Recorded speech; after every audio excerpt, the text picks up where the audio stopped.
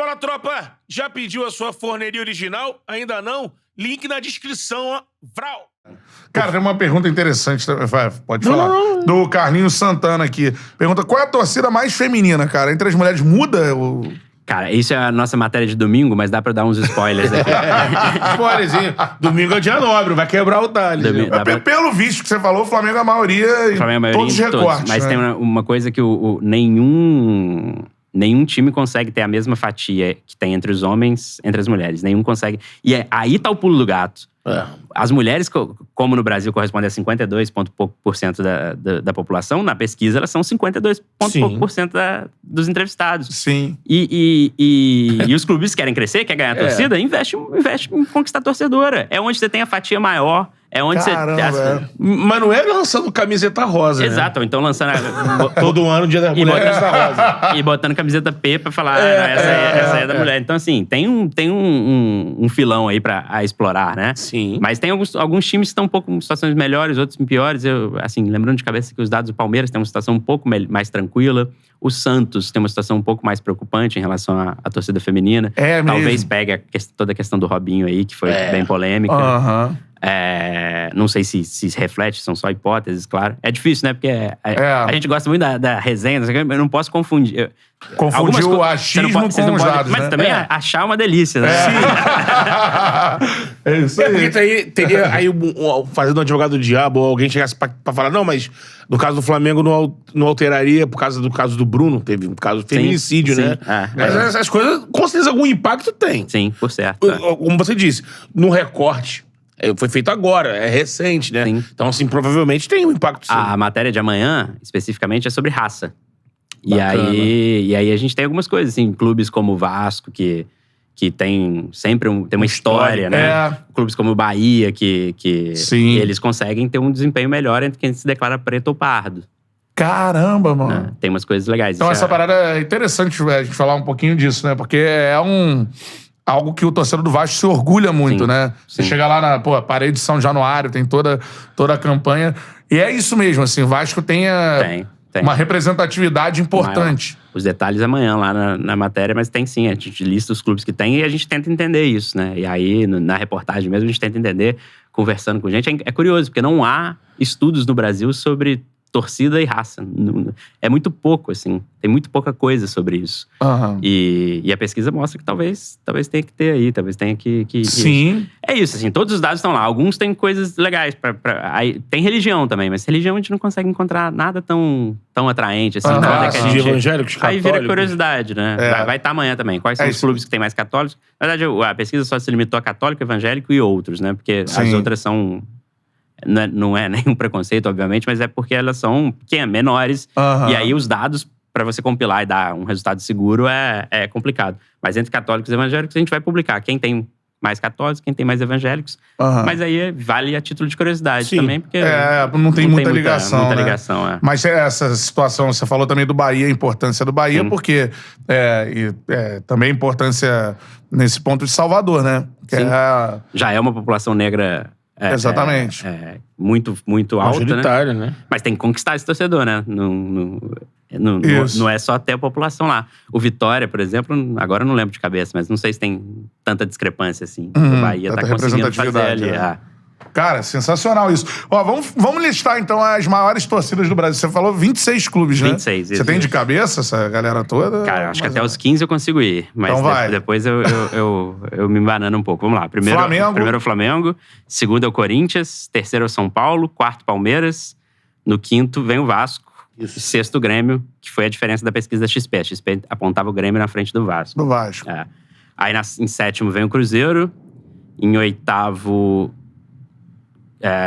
Oitavo.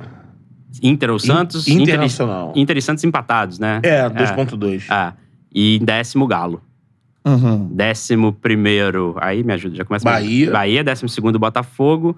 13º, Fortaleza. 14º, Sport. 15º, Fluminense. Não matem o mensageiro, torcedor do Fluminense. Não é culpa do Thales, né? Não, definitivamente. Nem foi ele que fez a pesquisa, né? Ele tá publicando. Aí o 16º eu começo a me enrolar. Paysandu. Aí começa a galera 0,9. Cara, Paysandu... Paysandu, 16º. Aí o Ceará, o 17º, com 0,8. O Vitória, 18º, com 0,7. Aí vem Seleção Brasileira, em 19º, com o mesmo do Vitória, 0,7. Aí o Santinha, Santa Cruz, é o 20º, com 0,6. Atlético Paranaense, 21º, que já tava falando, né? Eu acho que hoje pode se chamar o Atlético de time grande. Mas falta tem esse... torcedor. Exatamente. E o Petralha às vezes bate no peito como se já fosse o maior de todos. Esse é um lado que tinha que atacar mais. E às vezes fica muito fechado numa província de transmissão, é tudo pra, tudo pra dentro, tudo né? pra dentro do... Isso tinha que expandir. Agora, é o 21º. E a galera já pergunta, obviamente, como você disse... repito aqui, não é culpa do Thales, é a pesquisa contratada pelo Jornal o Globo, cara. Fluminense tem menos torcedores... segundo a pesquisa, do que Fortaleza, Sport e Bahia. E Bahia, Botafogo. E Atlético Mineiro, e Cruzeiro, e Grêmio, e Inter. Cara, foi algo que impactou isso, assim? Esse aí é o assunto, acho que é o principal. A torcida do Fluminense tá brava. Primeiro, vamos falar de margem de erro. Você até dedicou na abertura lá no teu texto. Vamos falar primeira coisa, vamos falar de margem de erro. A grande novidade dessa pesquisa... Tem tanta coisa que a gente até esquece da grande novidade. A grande novidade dessa pesquisa é o quê? Margem de erro.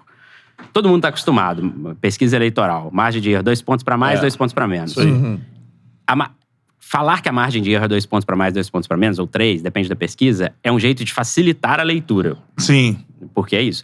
Na verdade, todas as pesquisas, cada resultado tem uma margem de erro própria.